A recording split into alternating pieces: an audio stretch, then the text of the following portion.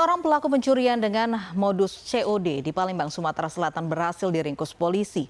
Penangkapan berlangsung dramatis karena keluarga pelaku mengancam petugas dengan senjata tajam.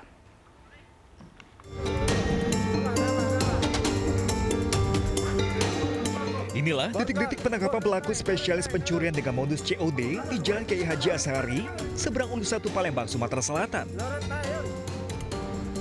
Dalam penangkapan pelaku, polisi terpaksa melepaskan tembakan ke udara berulang kali. Lantaran keluarga pelaku mencoba menyerang polisi dengan senjata tajam. Penangkapan ini dilakukan berkat adanya laporan sejumlah warga yang menjadi korban pencurian dengan modus COD atau jual beli dengan bayar di tempat. Pelaku beraksi dengan berpura-pura sebagai pembeli dan meminta korban bertemu di dekat tempat tinggal pelaku. Saat korban datang dan menunjukkan telepon genggam yang akan dijualnya, pelaku kemudian mengalihkan perhatian korban dan membawa kabur telepon genggam milik korban. Datang, langsung dilihat HP-nya, ditanya-tanya seolah kayak membeli, teman HP sudah dipegang sama pelaku nih.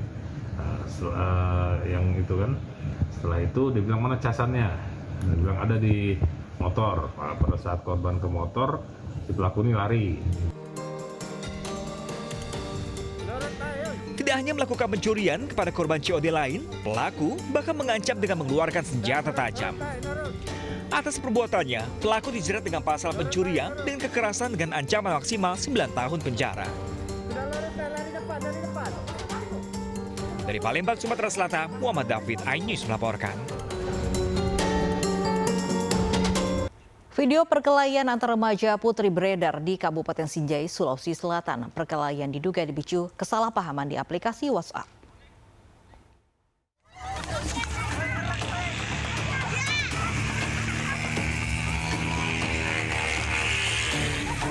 Video berdurasi 42 detik yang memperlihatkan perkelahian beberapa remaja putri di lapangan Sinjai Bersatu, Kabupaten Sinjai, Sulawesi Selatan viral di media sosial.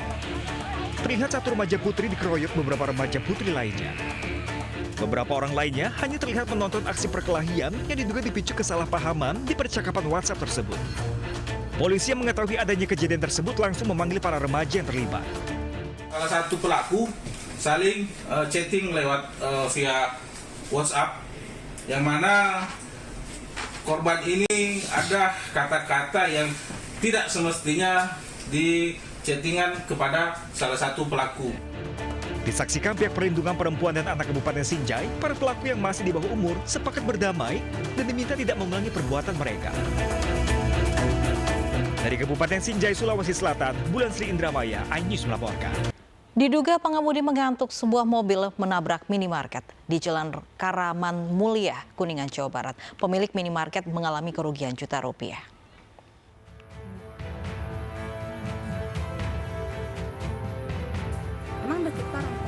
Inilah detik-detik sebuah mobil menabrak minimarket yang terekam kamera pengawas di Jalan Raya Karamat Mulia, Kuningan, Jawa Barat pada Minggu malam. Dalam rekaman kamera pengawas itu, mobil berjenis SUV meluncur masuk ke dalam minimarket. Pegawai yang sedang melakukan pendataan barang hampir tertabrak. Kejadian ini membuat kaget sejumlah pembeli yang sedang berbelanja di area minimarket. Akibat kejadian ini, pemilik minimarket mengalami kerugian hingga jutaan rupiah.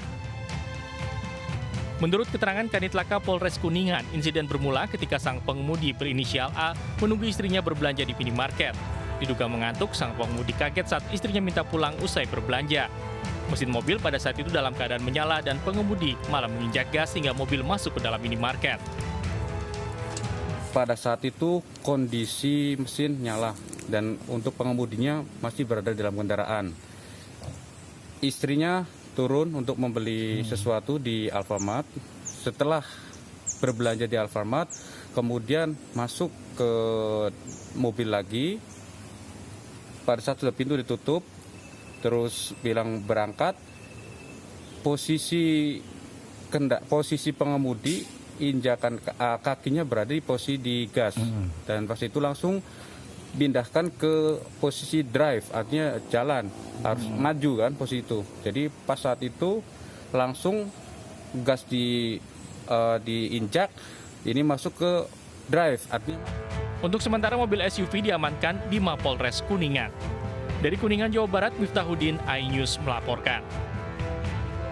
Pemirsa, kubah sekaligus atap Masjid Jami Nurul Iman di Lebak, Banten ambruk. Diduga atap ambruk akibat rangka baja yang digunakan berkualitas rendah.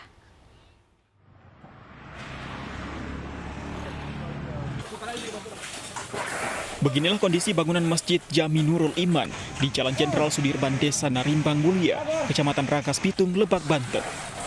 Menurut warga, robohnya atap masjid terjadi usai warga melaksanakan sholat Isya. Warga terkejut mendengar suara gemuruh dan melihat kubah masjid sudah terjatuh. Beruntung, tidak ada korban jiwa dalam peristiwa ini. Diduga, material baja ringan yang digunakan berkualitas rendah dan tidak mampu menahan beban genting yang terlalu banyak. Kronologisnya kejadiannya itu kurang lebih jam 8 kurang seperempat.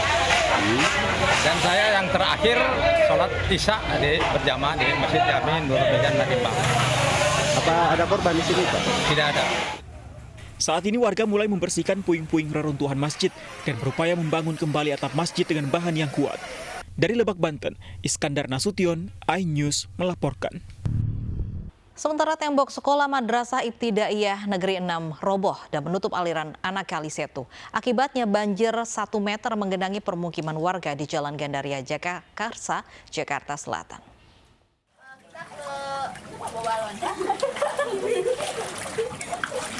Beginilah kondisi pemukiman warga di RT 5 RW 9 Gandaria Jagakarsa, Jakarta Selatan yang terendam banjir setinggi 1 meter.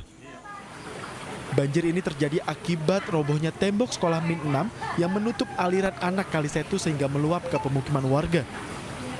Diduga ambrolnya tembok sekolah Min 6 dikarenakan fondasi tembok yang lapuk termakan usia. Warga yang terdampak banjir pun terpaksa mengungsi ke rumah kerabat hingga banjir surut. Biasanya kalau banjir biasa cuma sedikit, Pak ya. Cuma karena ini tembok sekolah roboh, ya jadi kayak gini. Kejadian roboh ini sedang hujan atau kalinya sedang menguap, Pak? Kali meluap, ya bangunan tembok lama jadi nggak kuat. Pada saat kejadian hujan atau tidak, Pak? Ya pas kejadian hujan, tembok itu roboh. Hujan kali meluap itu. Oh, baik, Pak. Ini Warga berharap ada ganti rugi dari pihak sekolah Min 6 karena robohnya tembok dan menutup aliran kali, hingga membuat pemukiman warga terendam banjir. Dari Jakarta Selatan dan Helmi Sajangbati, iNews melaporkan.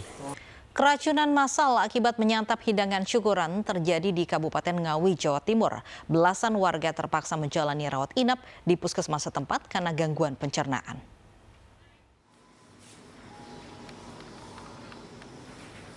13 warga dari sekitar 50 orang yang menyantap hidangan syukuran di Desa Sukowiono, Kecamatan Padas, dirawat di Puskesmas Padas, Kabupaten Ngawi.